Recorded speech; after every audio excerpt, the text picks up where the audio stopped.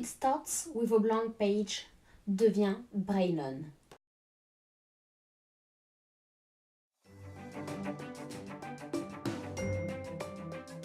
Comment un créateur arrive-t-il à un projet fini? C'est ce que je me suis demandé un jour où je n'avais pas d'inspiration. Et ce questionnement est devenu une idée que j'ai partagée avec ma sœur Alice. Cette idée de Lise m'a tout de suite plu et c'est ainsi qu'est né It Starts with a Blank Page. Avec ce projet, nous voulons documenter ce qui mène un créateur de son idée première à sa production finale. On a déjà contacté des amis pour lancer le projet, mais pour la suite et son développement, on va avoir besoin de vous. Et pour nous rejoindre, rien de plus simple. Il vous suffit d'être créateur, quel que soit votre milieu, amateur ou professionnel, de démarrer un projet et d'en documenter sa progression. Si vous êtes intéressé, contactez-nous soit sur nos réseaux sociaux, soit à notre adresse email. À bientôt! Il se dit de la classe créative. Il est persuadé qu'il doit poursuivre ses rêves. Peu importe s'il gagne moins, si cela lui permet de devenir plus.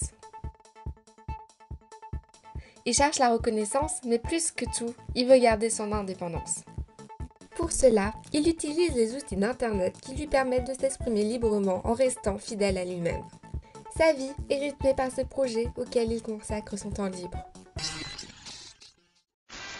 Il ne cesse de poser des questions et de remettre le monde en cause. Il fait partie de la Y Generation. Au quotidien, il cherche à créer du lien et à partager naturellement ses connaissances, raison qui le motive à utiliser les réseaux sociaux. Il est dans l'idée de la contre-culture. Ce qu'il veut, c'est des méthodes alternatives pour agrandir son savoir.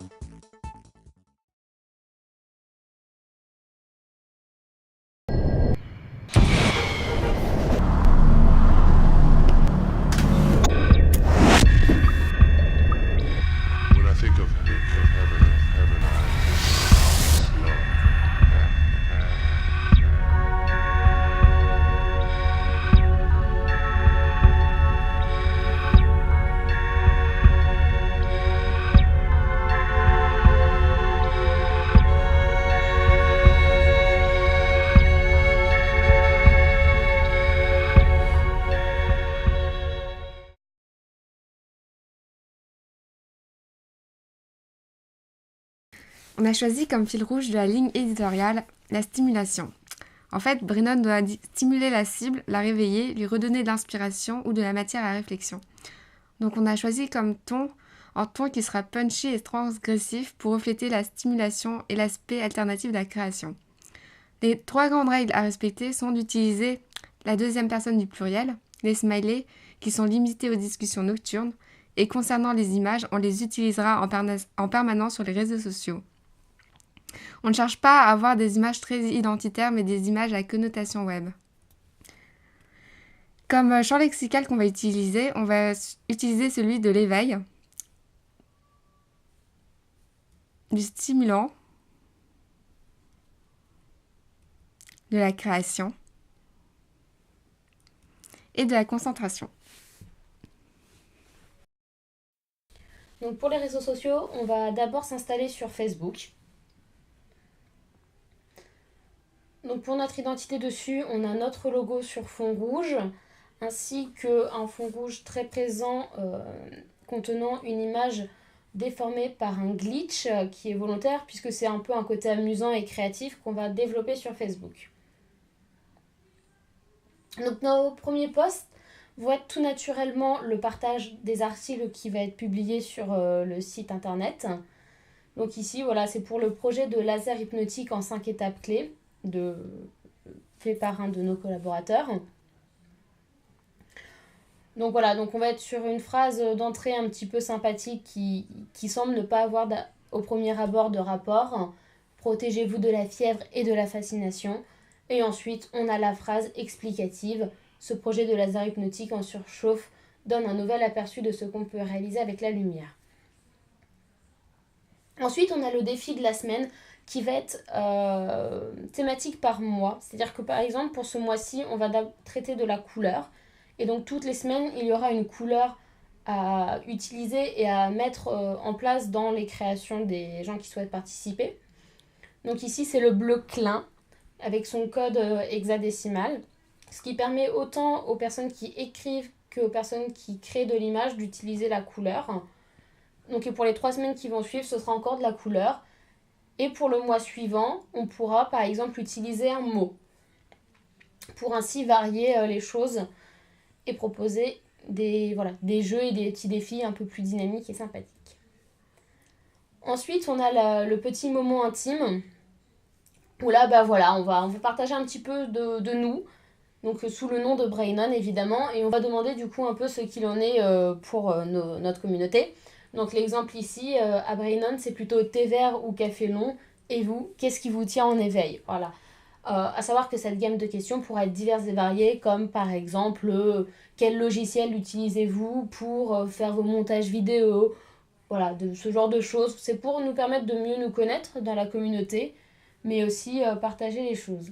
Enfin, la petite publication nocturne, voilà, pour dire à notre communauté qu'on ne les oublie pas. Donc là, voilà, avec une petite image un petit peu sympathique, et du coup, on les incite à nous parler un petit peu, à faire un petit break pour se relâcher un peu, parce que souvent, quand on travaille tard dans la nuit, c'est parce qu'on est pressé, mais en même temps, on est fatigué, donc ça fait du bien de se reposer un petit peu. Et enfin, la conversation nocturne, donc qui arrivera un petit peu de manière organisée, tout en étant un peu imprévue parfois. Voilà, on leur propose de manière un petit peu sympathique, on passe la nuit ensemble.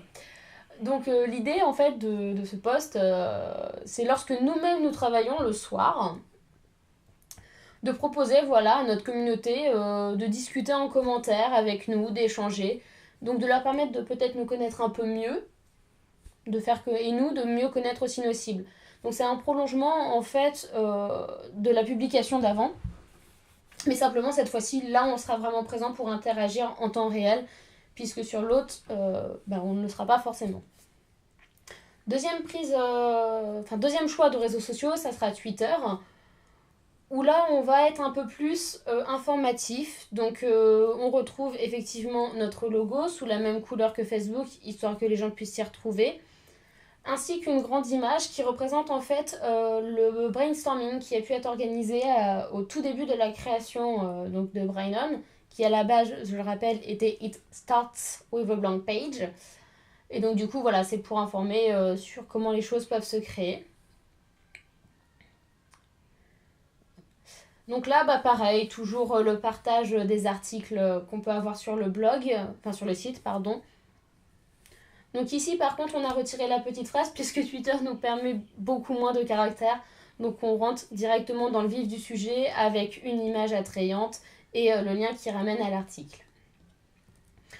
Enfin, on va aussi partager du contenu qu'on pourrait considérer comme inspirant. Donc par exemple ici, c'était un TED Talks. Donc là, c'était écoutons Ryan Gravel sur le processus d'intégration d'un parc au milieu de la ville. Voilà, donc on essaye à chaque fois de prendre des choses qui pourraient inspirer, quel élément pourrait être intéressant. Donc voilà, donc là c'était un TED Talks, mais ça pourrait très bien être une image, ça pourrait très bien être un article, être un projet. Donc voilà, ça peut être très divers et varié, d'être d'actualité ou non. Et enfin, l'instant inspiration, voilà, la petite image qui fait plaisir. Ici, c'est la créativité, c'est l'intelligence qui s'amuse de Einstein, d'où la phrase d'introduction « Comme Einstein, amusez-vous ». On met aussi évidemment là, ici, des hashtags pour être facilement retrouvés et attirer le monde sur nos réseaux sociaux. Donc du coup, comment va s'organiser tout ça sur la semaine type? Donc alors le lundi matin, on va avoir le partage sur Twitter, ainsi que le moment intime sur Facebook l'après-midi. Le mardi à midi, on a le partage de Twitter. Et l'après-midi, on a la publication des nouveaux articles, donc autant sur Twitter que Facebook. Pour mercredi, on a l'instant inspiration le midi et l'après-midi, le partage Twitter. Et enfin, le soir, nous avons la conversation nocturne. Le jeudi, on a le midi de nouveau un partage sur Twitter et le soir, la publication nocturne sur Facebook.